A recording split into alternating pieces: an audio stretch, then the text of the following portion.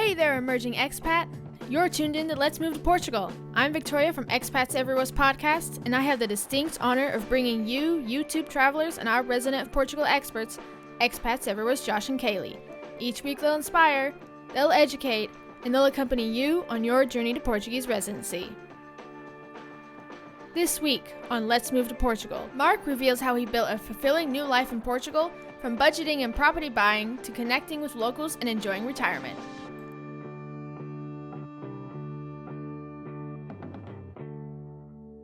Hey expats and travelers alike, welcome back to the Expats Everywhere Presents Let's Move to Portugal podcast. Kaylee, how you doing? I'm doing well. My parents have been in town, so they're visiting, which Sia loves, and they love being with Sia, so that's good.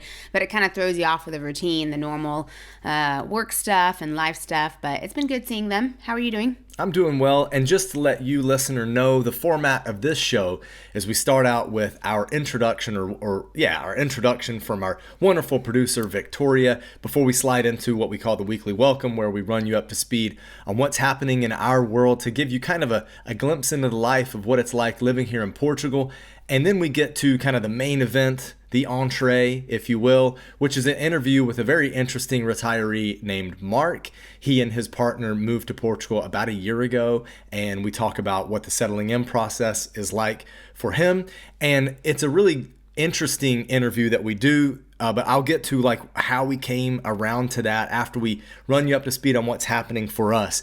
We have an event coming up this weekend. It is a Halloween event as we roll into the holiday seasons, right? Yeah. I mean, because we're going to do Halloween, and then many Americans here will still celebrate Thanksgiving, and then we get into Christmas and New Year's, and it's all going to be a blur. Right, and Portugal does have holidays at the beginning of December as well. Beginning of November, beginning of December, so it's a mix of obviously their holidays here and then the ones that we celebrate in the U.S. too. Last year we did a Thanksgiving get-together, but this year instead we'll do the Halloween one, and then we're not doing a Thanksgiving one. So our next open meetup will probably be in December, but if you haven't gotten your tickets yet for the Halloween, it is a ticketed event, and it's this coming Sunday, the 27th, so you'll need that. We can put the information here below in the description and show notes and stuff, but you can always email me too. The link is already there. I got it in there. Oh yeah, good to go. Limited tickets, so make sure that you get your ticket so that you don't miss the event.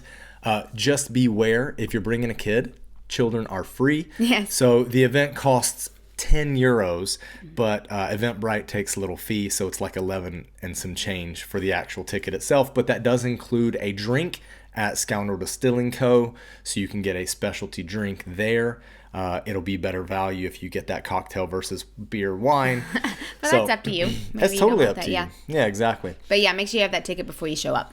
Okay. For sure. So what's happening in our world? Well, this past weekend we went to Coimbra for a meetup in a group that we just joined at the beginning of the soccer season, Arsenal Portugal. Mm-hmm. So that's been a really cool group. It's been a mix of foreigners and locals, and I would say there's actually more Portuguese than there are foreigners. Which makes sense. It's Arsenal Portugal, so Portuguese supporters, but there are a few of us foreigners in there. Yeah, I mean, it's open to anybody who's a resident here in Portugal. So that's the main thing. So if you're an Arsenal fan, you could join next year's because they close membership in September. And I think that a lot of the English clubs or a lot of the main English clubs will have official supporters groups. So if you are into your football, then check that out and see if your team has an official supporters group. It'll give you good ticket access. Yeah. So that's a hot tip. That's been good. But we were in Coimbra, which was nice. My parents came with us. Yeah. Obviously, we've been before. It's quite easy on the train or bus. We like the bus directly there.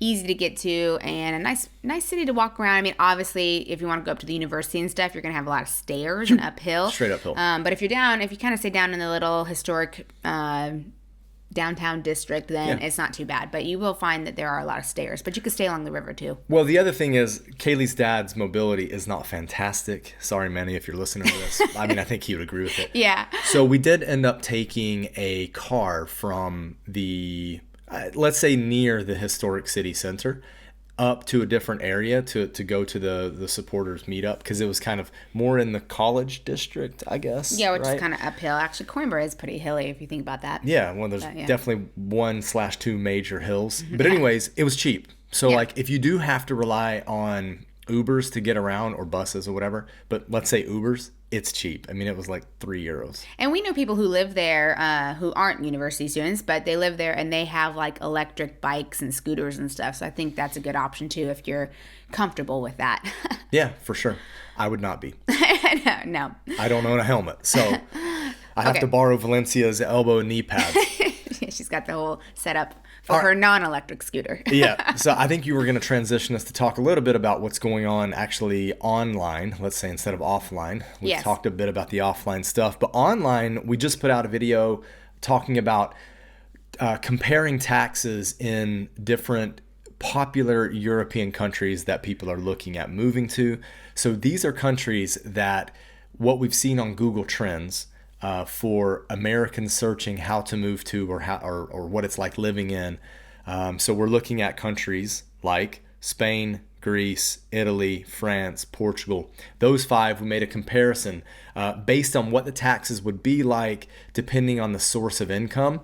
Now, it's a very general video, but it'll give you kind of a framework to explore what the different tax situations are like in a variety of European countries. Yeah, I mean, it has to be general because everyone's tax situation is different. So you can't just say it's going to be like this. It's not true. There's exclusions, exceptions, little tax treaties. Yeah, so it depends, right, where your home country's, where you're from, and there's a lot that goes into it, but it's a good overview just to kind of get a taste to see, because it's something important that you should look into before you decide to move. One of the many variables, of course, one of the many things you should consider before you move.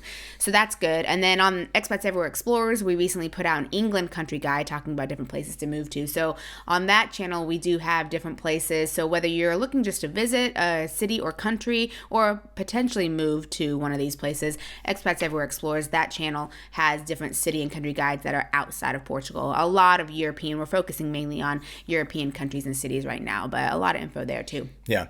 And if you are listening to this / watching this on YouTube, we are almost at 1,000 subscribers, which will allow us to start getting paid from those ads that you're seeing on YouTube, and that would be awesome. So if you have not already subscribed, we ask you now to do that so you can allow us to hit that threshold on the YouTube podcast. Yeah, so YouTube can start, paying us a little bit. Well, yeah, they're going to put out ads either way, but it'd be nice if you're listening to them. That we get a little something from that. But that's on the YouTube podcast channel, right? Yep. And then the last update that we need to give is Let's Get Building with Josh and Kaylee. That's our YouTube channel where we talk about the housing development that we're doing here in Porto, Portugal. We have a video coming out very soon about that. Now, I know that I've said that before. I think I say that every week. It's coming soon. I have been tied up in editing other videos, but I am editing this week to get that video out, and there's not much left to do. So we will have that video out, and hopefully it's this weekend, really. We have a lot of YouTube channels, huh? We do.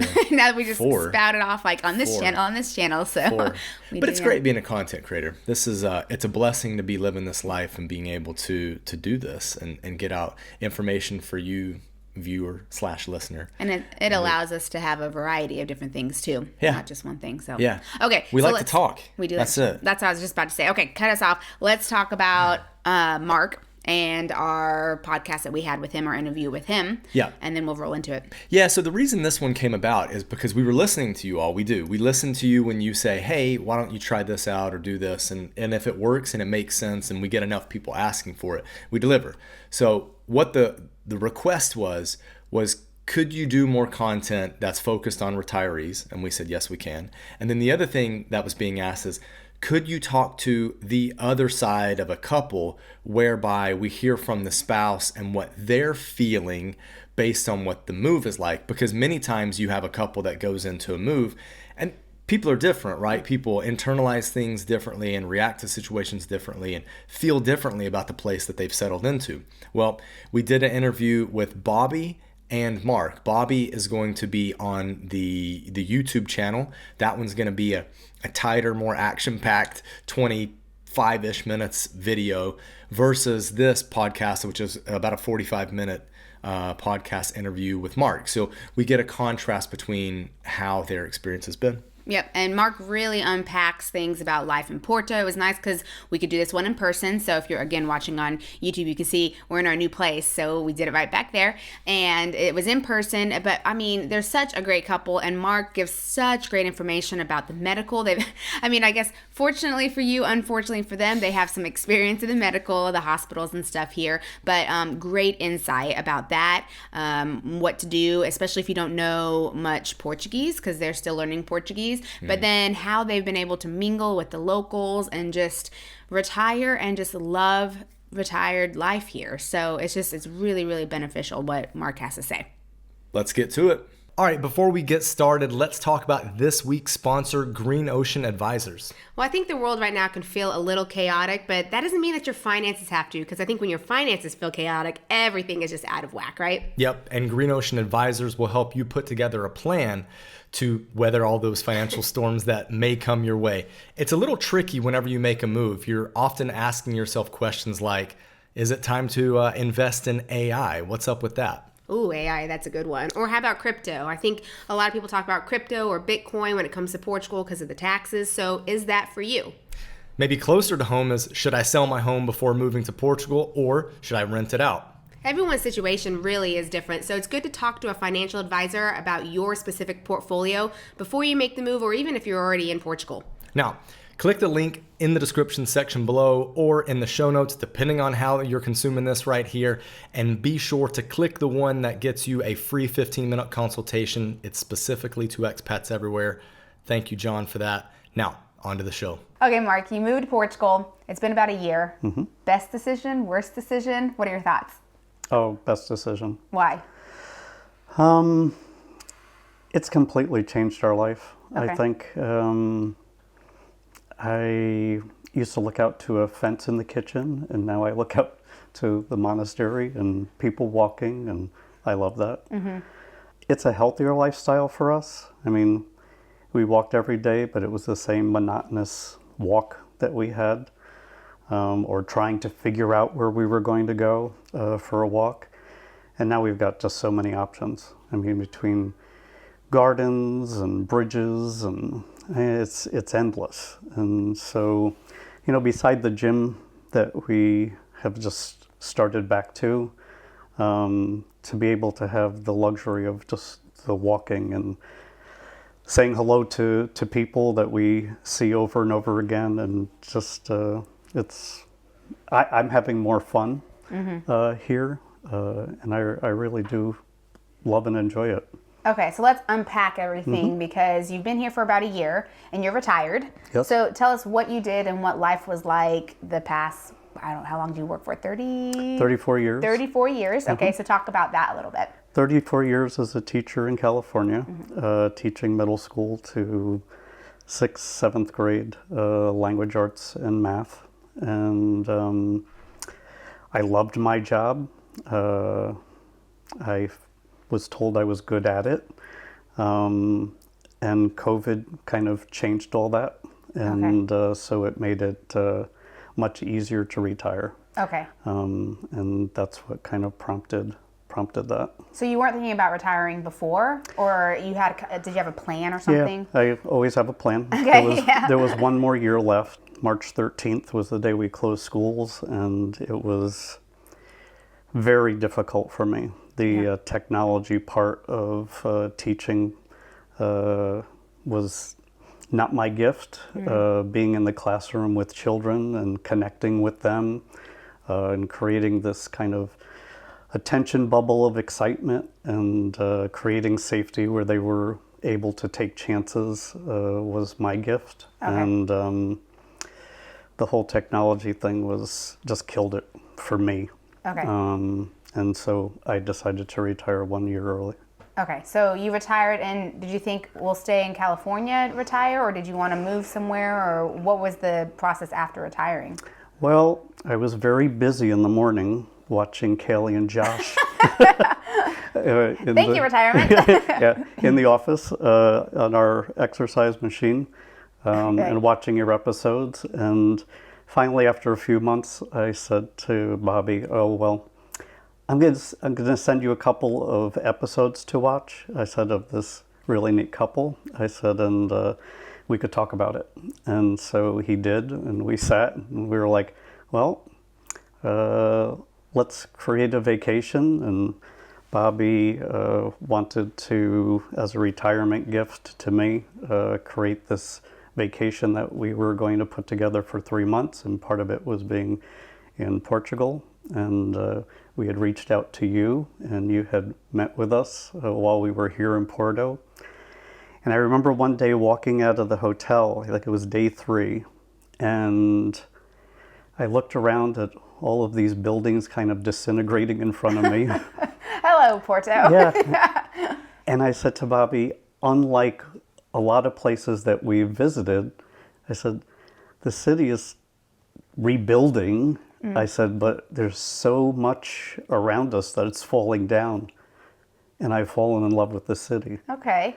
And I said, I don't know how, I don't know why. I said, I just love it here. And I think part of it was, even in 3 days, it was the people that I just felt connected to. I'm Italian, and on both sides, my family's Italian, and on my father's side, I knew my great-grandparents, and we used to go to visit them often. And there's something familiar about my relationship with them that I see in the people here. Okay. Their expressions, the laughter, their affection is very much like my great-grandparents and my grandparents. And so there's just this familiarity that every time I'm around the Portuguese, I just feel some sense of home. Okay. And I love it. Well, had you ever thought about moving to Italy then because of that connection, or No. that wasn't even on the radar? No. Okay. Because of the food, yes. Yeah. Oh, I hear you there. But not because of, no, not to Italy. We've been to Italy many times. We love Rome and Florence. We're just getting ready to go back. But I enjoy Italy, but I love Portugal in a different way. Okay. So Italy to visit, Portugal to live. Yeah. Is kind of where you're at. Yeah, we say we love Portugal, but we love the people more. It's we love the people here. All right. The Portuguese will always say after I say that, and the food, and the wine. And I say, yes, that too, Okay. but we love the people. Yeah, the people. Okay. Yeah. Well, do you like the food and the wine? Yes. Okay. Yeah. I do. I Very really much. like Portuguese wine. I mean, I had no idea till actually like living here. And we lived in Spain before, so we knew the Spanish wine. We knew a little bit about Portuguese, but we're not exposed to it as much in the U.S. But Portuguese have amazing wine. They do. Yeah, And and the price. generous with their pour. Yes, the pours are good, the price is good, the taste is good. Yes, so that's also something too. Like when we visit Italy, like a lot of people know Italian wine, the wine is good, but they're chintzy on the pours, Yep. and it's more expensive. It is. So come to Portugal for the better wine. It's the truth. Okay, so you fell in love with Porto right away. I did. Did your partner have the same sentiment, or was there what happened there? Because I think that happens with couples, right? Yeah, I didn't have to talk them into it. Okay, good. Yeah, it was kind of a mutual feeling, which was really cool. You know, we're the same and different, and we do have different takes on things sometimes, but there's more similarities than differences. And I was glad that this was more of a similarity, Yeah. because it was an easy one. Yeah. Okay. Good. So before, when you're back in California, you hadn't thought about moving to Portugal, but retirement happened. You were looking. Had you considered any other places besides Portugal? Obviously not Italy, but anywhere else that you thought we could move to? Or... Within the United States, we had investigated places that we might want to retire over probably 4 years. We call them family meetings, where we sit down and have conversations about kind of like what's next. Yeah. And we looked at many places within the United States, and each time it came up with, it was more of a compromise than something we were excited about. Okay. And this was easy. We both loved it. And... Yeah, and we both came back. We decided to come back for 3 months and live here, as if we had moved, and we wanted a place where we had a kitchen and I could cook and we could cook. We just fell in love with it more and more. Yeah, and it we were felt like, easy, this is it. like life. Yeah. And you are on a fixed income you're completely retired, and so you have a pension. I do. And you live off of that comfortably? Yes. What kinds of things do you do with this fixed income? Like, what are you able to do? One of the things that I talk about is, my mother said to me, when are you going to come home? And I said, well, I am home. Well, when your vacation is over, and I said, I'm not on vacation. I said, we live here. We bought a house. Yeah. And we're here. And one of the things that I know that if I lived in California, I would be looking at the prices of things, and if I wanted to get it, not necessarily whether I could afford it, but do I need it? I think one of the luxuries of living here is that I don't have to think as much about whether I can afford it. I pretty much know that I can. I don't go crazy. I'm still a price watcher, but I like for things to go on sale sometimes.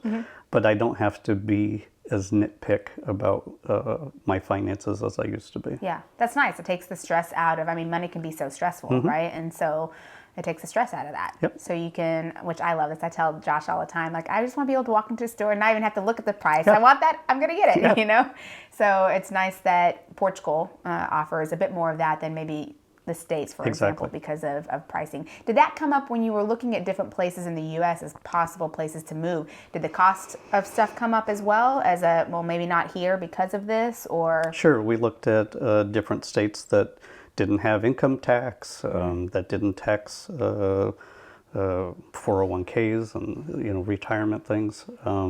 So yeah, that definitely came up. Okay, well that's good to actually talk about too. So you thought about that when you moved here as well, like what tax implications would be like, what, the different percentages, and you found that it could still work.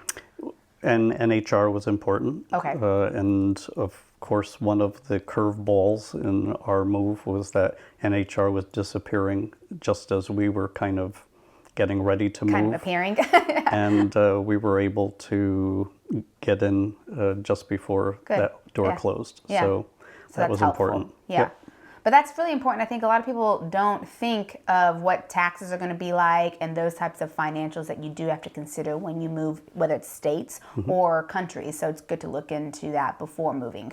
Absolutely. And then you said you bought a place. So not only did you move, when your mom asked when you're coming home, you're like, I'm sitting in my home right now. So you bought a place. Yeah. How was that? It was exciting. Okay.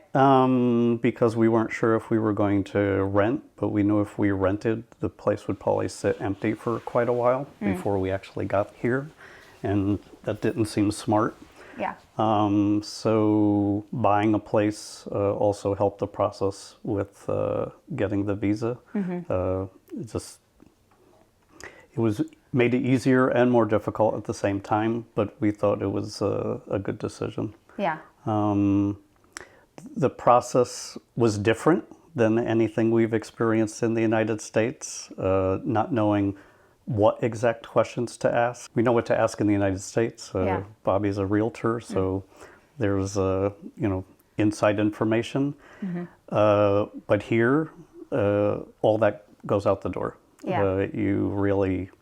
You need professionals to really help. And it's not just any professional, you really need people with skills that know how to negotiate with the Portuguese, how they think. That's really critical. Okay, so put together a good team that will advocate and help you. Absolutely. Yeah, but you're happy with the place that you bought. You talked about not looking at a fence, but looking at a monastery. And the other day you were telling us that it lights up different colors as well. Yeah. We don't know why yet, but we're still trying to figure it out. Is there anything that you don't like about the apartment that you got? We wish there was one more room.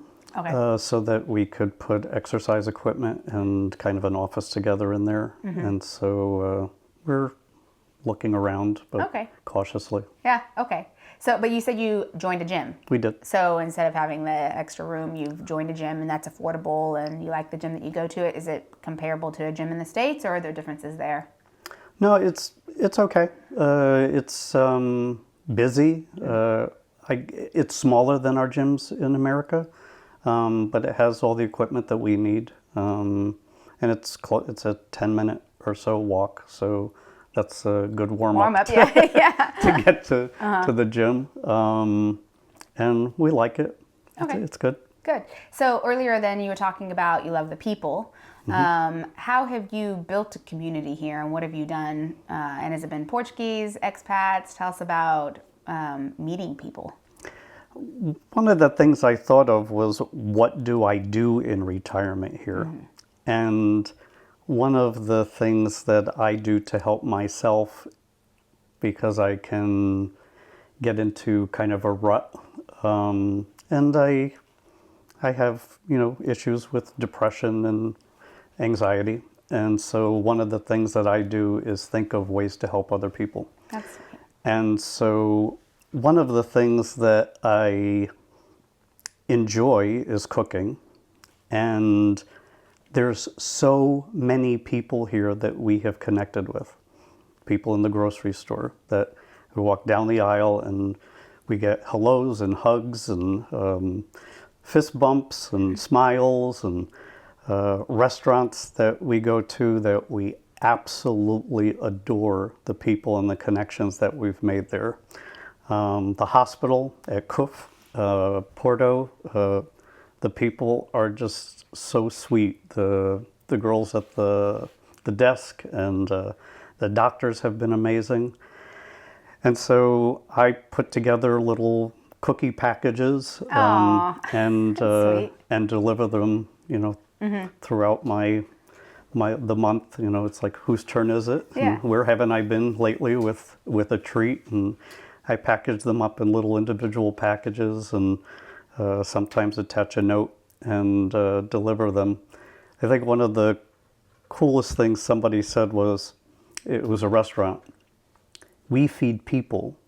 Nobody ever feeds us." Oh, yeah. They were like, "You're the first person that's ever done that." And I've tried to think of some way to give back, because I feel like they do so much for us. I mean, just the smiles and the kindness, and touch on the shoulder, or sometimes teasing that goes on with the staff with us. I just appreciate it so much, because it makes it a completely different experience.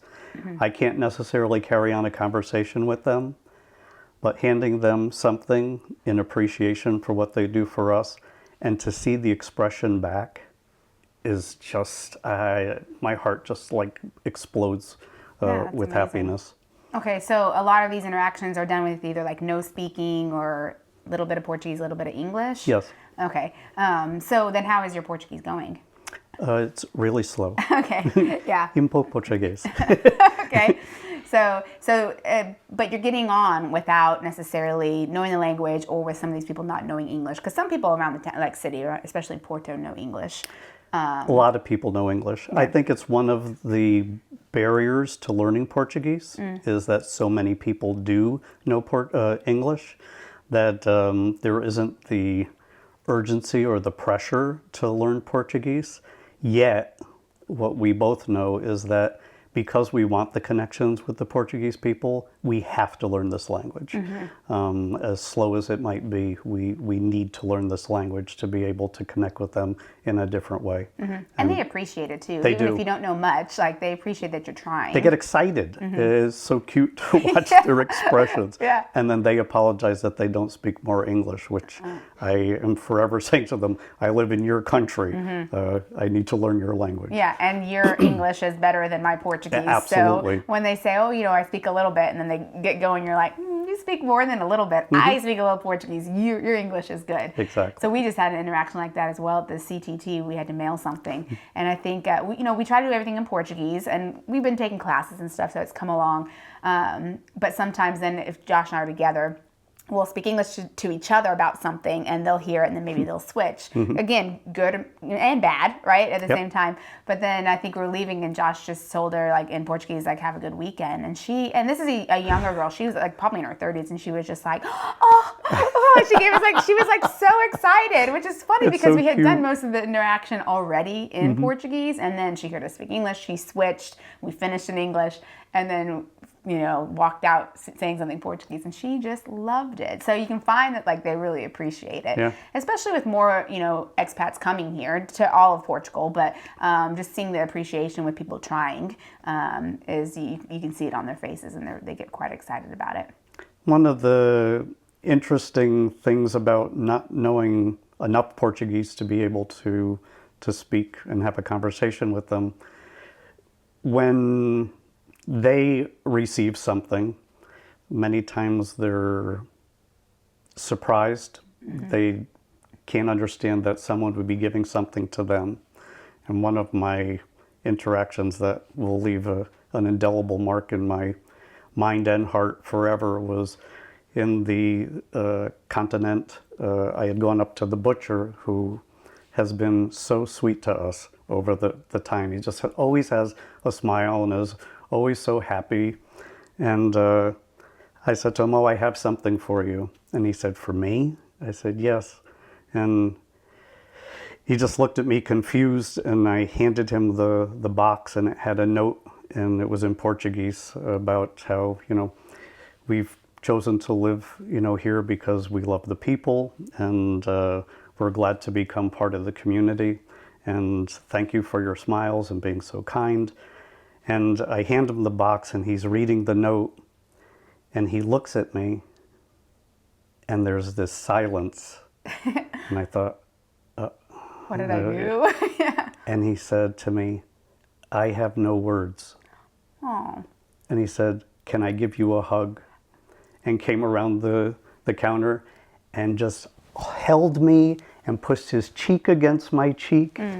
And he pulled away from me, and he practically had tears in his eyes, and so did I. There are ways to connect with the people here, even if you can't speak the language. Yeah. You feel them. And I think that's one of the things that I remember from my childhood. I never understood my great-grandparents. They only spoke Italian. Okay. And yet I felt what they felt. I felt their love. And I knew that they were smiling, and they were happy and laughing. And there's ways to communicate in ways sometimes that don't necessarily need language. And so in my inability to speak Portuguese right now, I still try to find ways to connect. Yeah. Have you ever been anywhere that's felt similar to this? Nowhere. Nowhere. So in the States where you lived? No. Because I think we come across a lot of people who will say the same thing. I've never lived in a place like this. And I know Josh and I have talked about this because he came from a small town in the U.S. So he gets a bit more of this. Like, the people are very friendly. It's the South. People are very friendly. It's small, especially when they know you or you're a familiar face. So you get a little more of this interaction. But I think a lot of people don't have that in the U.S. or wherever they come from. So when they come here, it's just so overwhelming, and they love it. Yeah. Something different. I taught in Savannah, Georgia, and I know the South, and I know Southern hospitality. It's different here. Okay. There is something just very different about it that I love. And you love, and it's comforting, and I mean, you kind of jumped right in, and you're part of it. The fact that you are also giving back in ways that you know how to, and they really appreciate it. Yeah. Oh, I walk into the hospital and bring cookies to the girls, and my doctor, he says to me, "What is it with you Americans and your cookies?" And I'll say, "I don't know. Do you not want me to bring them?" No, it's okay. Yeah. So. That's funny. Yeah, keep them coming. Yeah. But yeah, that's really funny.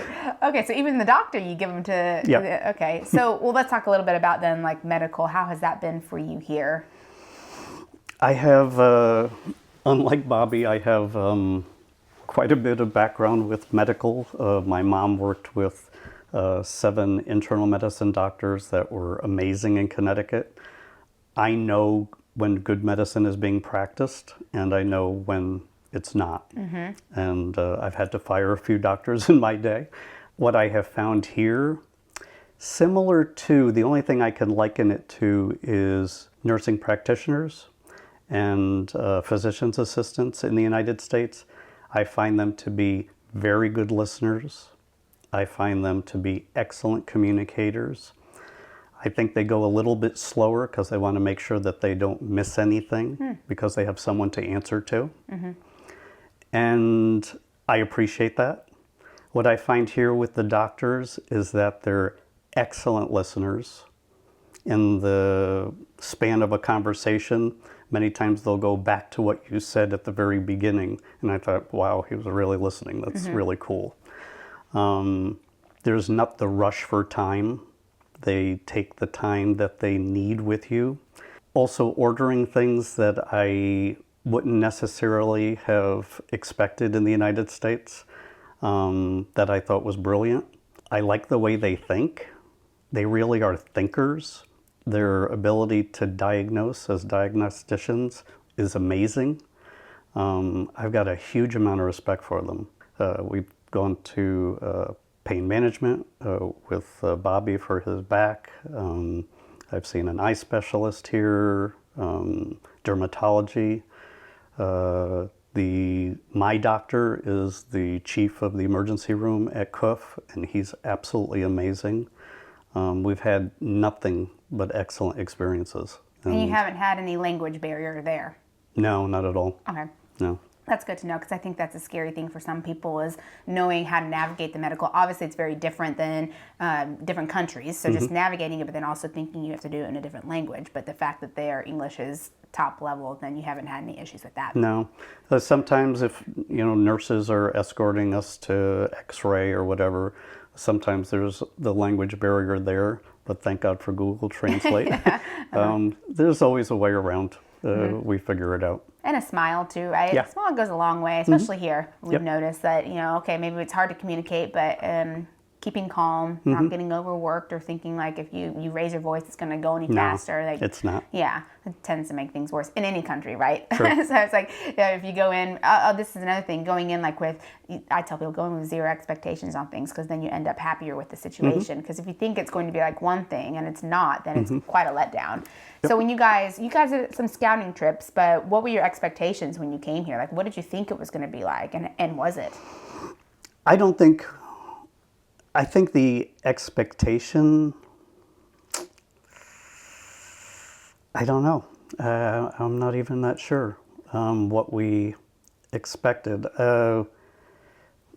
We knew that we had some musts in the place where we lived, and we made sure that was intact, But this is, I think, a good thing. You were maybe came in with no expectations, or you were just going to go with the flow. So we knew we're going to have excellent medical care, because Bobby ended up at the hospital unexpectedly, and we were like, wow, that was an amazing experience, and who'd have thought? And then doing a little bit more research after we got home, and connecting with Serenity and Dr. Michael has been amazing. I tell people, do not move, don't even bother to move here if you're not going to sign up with Serenity. Oh, wow. Yeah. Just stay where you are. Okay. Because trying to navigate this on your own would be a huge mistake. Yeah. Our nurse is incredible. Dr. Michael and Rita have been absolutely fantastic. They have taken on way more than their share sometimes to help and support us.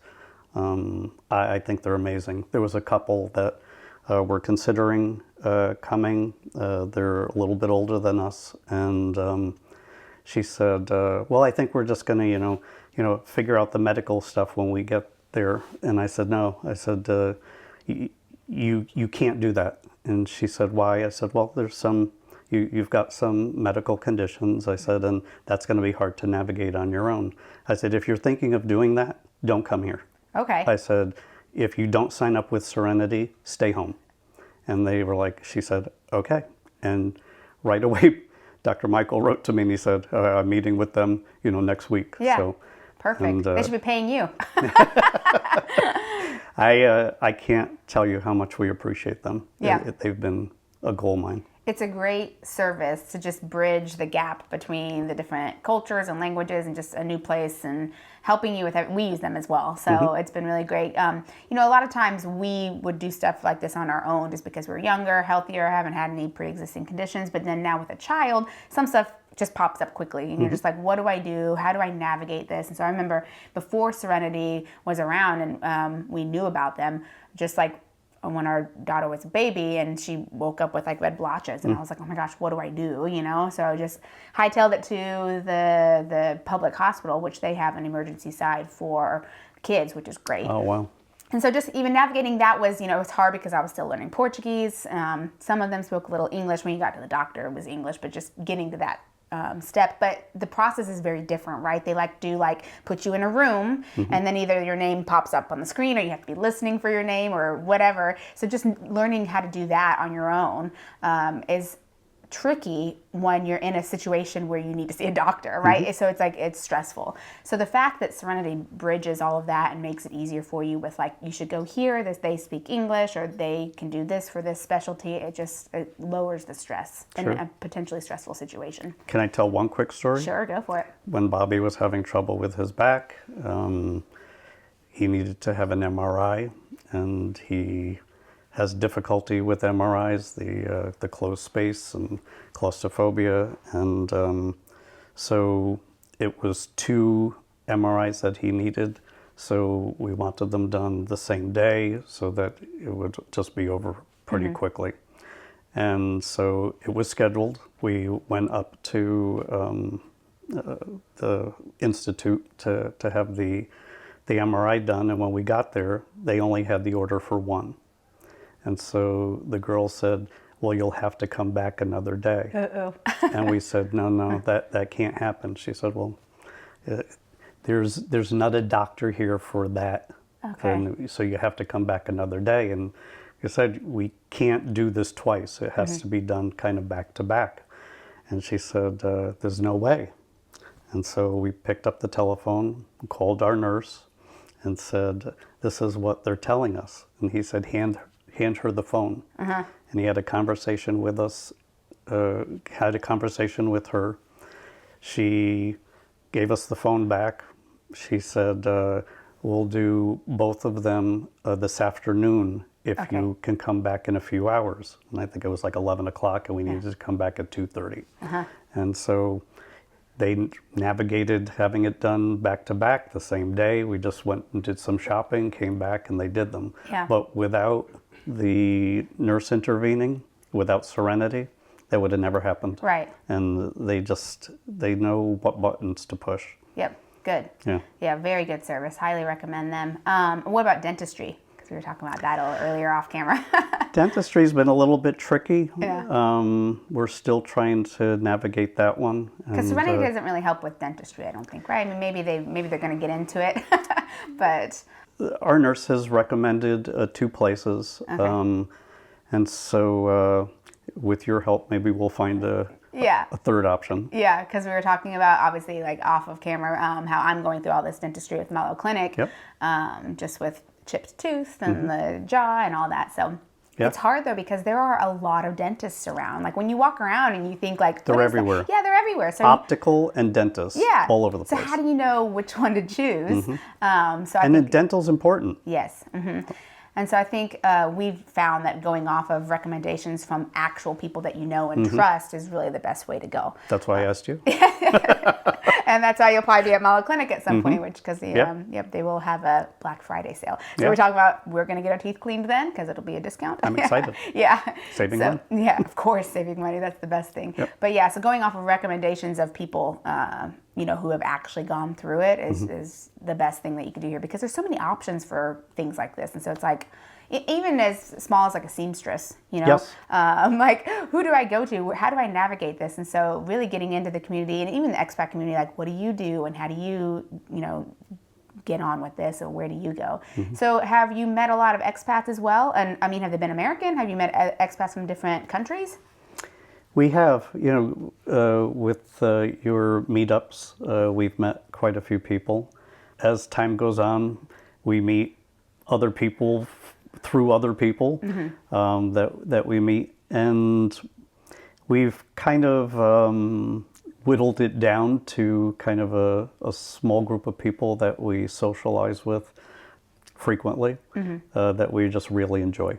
Yeah. And that's good enough. Yeah, I think that's how it should be, because just because you're an expat doesn't mean you have to be friends with everyone who's here. I mean, you're going to have different people you want to hang out with, and it's okay to not hang out with everyone. Well, I get overwhelmed easily by people and groups of people. You would think as a teacher with 37 to 45 kids in a classroom, that wouldn't be my issue, but it is. Okay. So I do better with smaller groups. Okay, but you found your people, and what kinds of things do you do for fun? Eat. Good. Eat, Portuguese food, or eat you and cook, drink. or like what kind? Like what's your favorite? Sometimes they'll find restaurants, or we will, that we're like, oh, have you tried this one? No, let's all go. And so we make a reservation and go. We do things at each other's house. We had a really fun gathering, 6 of us at one of the houses, and they did a whole different cheeses, and some you could eat this one with the skin on or without, pasteurized.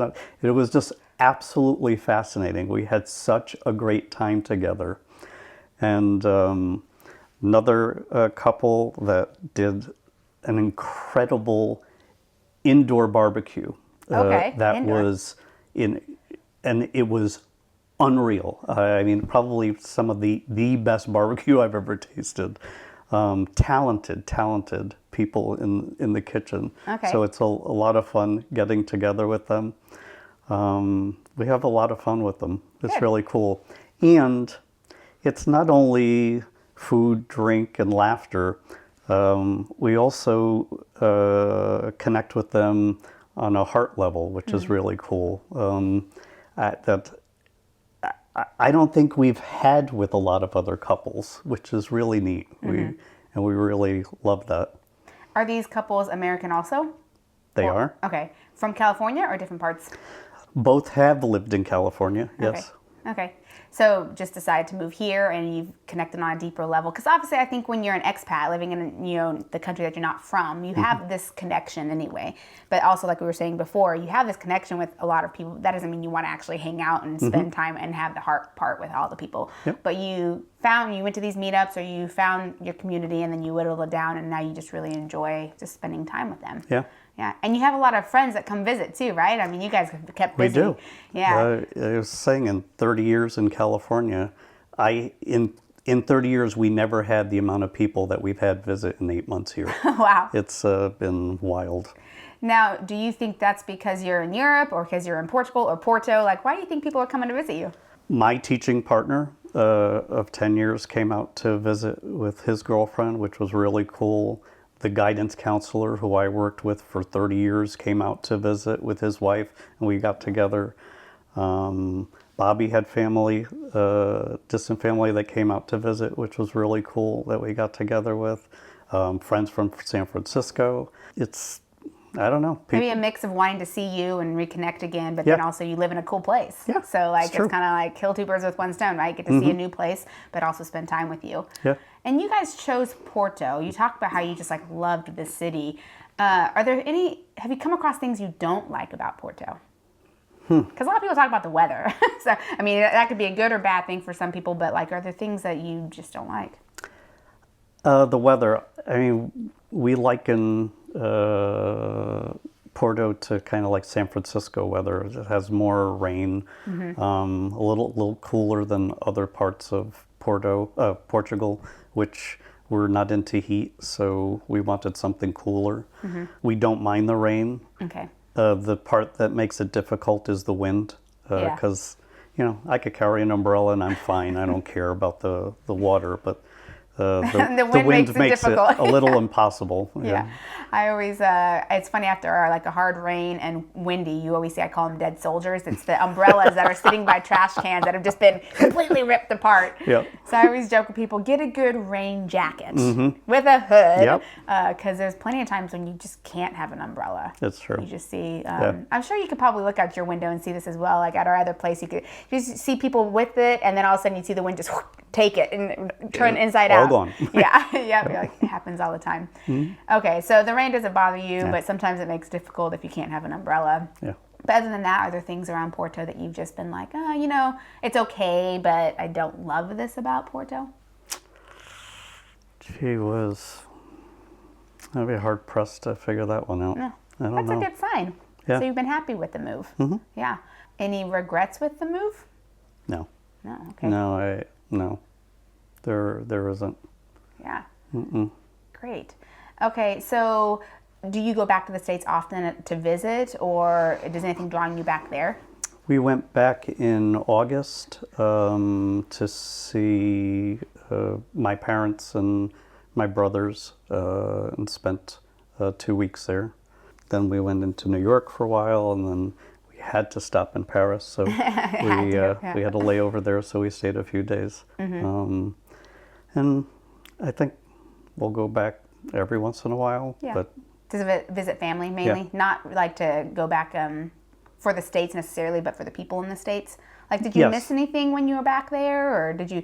A lot of people will stock up on, maybe like their favorite barbecue sauce or something that you can't get here. Did you stock up on? Yeah, there were things that I can't get here. The sneaker brand that I wear, I can't get here. Particular spices that I can't get here, or if I can get them, they don't taste the same. Okay. Things like that. So Vitamins that Okay. are extremely expensive here that I needed to stock up on and hoard and bring. yeah. Oh, that's interesting because a lot of people talk about how it's cheaper to get medications and stuff here compared to the States. But maybe Medication, true. Yeah, medication. But vitamins, you found the ones that you like. Yeah. It's switched. So you It's go back insanely expensive here. Okay. I was shocked. Yeah. Oh, that is interesting. I guess maybe because of the brand. No. Any place that I've walked into, like glucosamine and chondroitin, is just one of the ones that I had just looked at on the shelf. And for the amount of tablets, for the amount of money, I want to say it's almost double, Wow. Okay. which didn't make any sense. Yeah. Because it's not commensurate with our other shopping Yeah. here. Okay, so when you go back, you visit family, friends, and then you stock up on some of these things you just can't get. But other than that, you've made do. There's not been anything where you've been like, oh, I really miss this, or my There's heart only says this. one thing I can't get here so far that I do miss, San Marzano tomatoes. Okay. Trying to find a tomato that is similar. I haven't gotten that yet. Oh, and that's a hard one too, because It it's not is. like you can go and stock up from the States for Yeah. something like that. So then how do you make do? You just keep trying different tomatoes to try to find something that works? Yeah. And then every time you have it, you're like, oh, this is not the same. Yeah, Kind of like that? It's part of the practice. Yeah. So just keep practicing until I figure it out. Yep, kind of just rolling with the punches, Yeah. right? I'm also trying to see if I can find a restaurant that uses them and maybe be able to buy them from them. Oh, that's an interesting Work around. possibility. Yeah, that's true. Because they would know, right? Depending where they have to source stuff. Yep. Well, what style of restaurant would have those tomatoes? Like an Italian place, Yes. or okay. So, you've been to Italy. Can you find them in Italy? Do you remember? Probably. Yeah. I would think so. Well, your next trip you can look. Not that you Yeah. can stock up, but you can at least maybe get a little bit of your fix. I don't know. Yeah. People be like, ew, why do we have flies on the plane? That's because I'm bringing fresh tomatoes. Yeah. Okay, that's funny. Okay, so you've connected with some locals, you've connected with some expats, and you've just really found your place here, and you really like where you live. Do you guys have a car? No. And what are your thoughts on needing a car in Porto? We don't need a car. We enjoy footing it around. We have the pass for bus, train, funicular, underground. Just the monthly pass? Yeah. How much do you pay for that? I pay $40 Okay. a month, and Bobby pays $30. Why is that? He's a senior. Okay. He's more seasoned. Okay. If you don't mind saying, what's the age cutoff to get the senior price? 65. 65. Okay, so 65, and you have €30, and it's the whole metro and bus system around Porto, which goes pretty far actually, because you can go up to like Povo Yes. de Varzim, down to Gaia, Matosinhos. So it's 30 for him, 40 for you, and you just tap it unlimited. Yeah. So we always say $70 a month. That's pretty good because that's like one tank of gas back in the United States. Definitely. So, When you think about car maintenance and gas and insurance and all that, and just the hassle. Like honestly, I do not like when we rent a car. I do not like driving around Porto with the one-way streets and the traffic, and then you've got like the scooters and the motorbikes, and it's just too much. I feel bad for the Uber drivers sometimes because man. they're so stuck in traffic that I'm like, wow, how do you do this? Yeah, I'm happy to not be driving. It's progressively gotten worse. I think Porto has gotten a little more popular as well. So especially in like the summer, you get a lot more tourists, and so there's more cars on the road. And then also it's kind of bad when it's raining as well. That's always the hard one too. Yeah. It's hard to get a car sometimes. Yes, we have that problem when getting C to school because we can take the bus. wow. But if the weather's really bad, even though the bus stop's not far, it's like you have to wait in the outside in the rain. So it's like, okay, we'll get a car. But man, sometimes it is hard. It used to not be like that. I know we've been here for a few more years longer, but as Porto gets more and more popular, and well, even at the beginning, you were talking about how there's these buildings that are just kind of falling in on them, but there's a lot of restoration that's going on. Tons. Around too. I think you guys were saying the other day that you count like 12 cranes or something from your window, so you got an amazing view and you can see a lot of cranes. So there's just a lot of renovations and restoration going on around the city. You've even seen it in the past year or so, right? Oh, absolutely. Yeah, which is nice to see the city kind of coming to life. And I think a lot of people call Porto gritty, but so it still keeps a little bit of that, but we're seeing a lot more life as well. Bobby's starting a photo montage of when he sees a building starting to be renovated, he takes a picture so he could do before and afters. Yeah, which that's I think really is going to be cool. Yeah, that's a lot of fun. That's a really neat. good idea. Yeah, I mean, well, because when any city that you go to, sometimes when you see old pictures of whether it's 50 years ago or 100 years ago or something, and you're like, wow, so much has changed just on this street. So just being able to capture it, even in a year or 2 years, and whether it's your neighborhood or something, like that's a really cool idea. That's cool. Yeah. Okay, so do you have any advice for people who are moving, no matter what age or stage of life you're in, moving to Portugal? Any advice you would give people? Sign up with Serenity. Oh, yes, okay. That would be a smart one. Make sure you have a good realtor. Okay. Whether you're going to rent or buy. And make sure you have a great attorney, because that's important. We started with an attorney very early in the process, and he was amazing. He was in Lisbon. We really liked him a lot, and we had lost touch with him. There was all of a sudden this gap in communication, and like 6 weeks later, he wrote back and he said he was very sick. He couldn't even answer emails, and we were really concerned. We were like, oh, great. And we started the process all over again.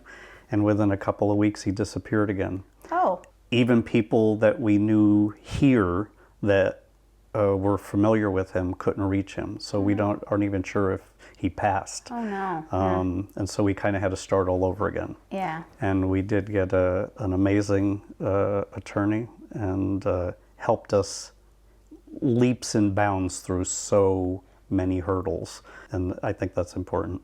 Okay. Well worth the money, right? I think sometimes people hear like absolutely. attorney, lawyer, and they think, oh, no, this is going to be a lot of money. No. But it's quite affordable here. Absolutely amazing. Okay. There were some things that were less expensive than others. Some we did our will, our Portuguese will, and we were surprised that was as expensive as it was. Okay. Where other things seemed less expensive. But it also seemed kind of a standard price amongst attorneys. So it seems like it's just the going price. Yeah. So you weren't feeling like you were getting the expat price? No. Okay, good. All right, well, at Expats Everywhere, we believe that living abroad transforms lives. So how has living in Portugal transformed your life? I think on a daily basis, I have more enjoyment. I'm definitely moving more because we don't have a car. And so I'm walking to the gym, to the grocery store, to the bridge, just yesterday I went to the chiropractor over in Gaia and walked up. He's past El Corte. And you walked that whole way? Walked there and walked half of it back. So we get our exercise, that's for sure. And that's good because as much as I like to cook, it's good to be good to be active. And we have more options of things to do, which we love. Far more restaurants that we can afford to go to more regularly if we want to, if one of us doesn't feel like cooking. And the healthcare is not having to worry about that, and with the support of Serenity, it's kind of become a no-brainer. So Cool. and people like you that we absolutely adore. It's been great. Well, thank you, Mark, for sharing today. Thank you.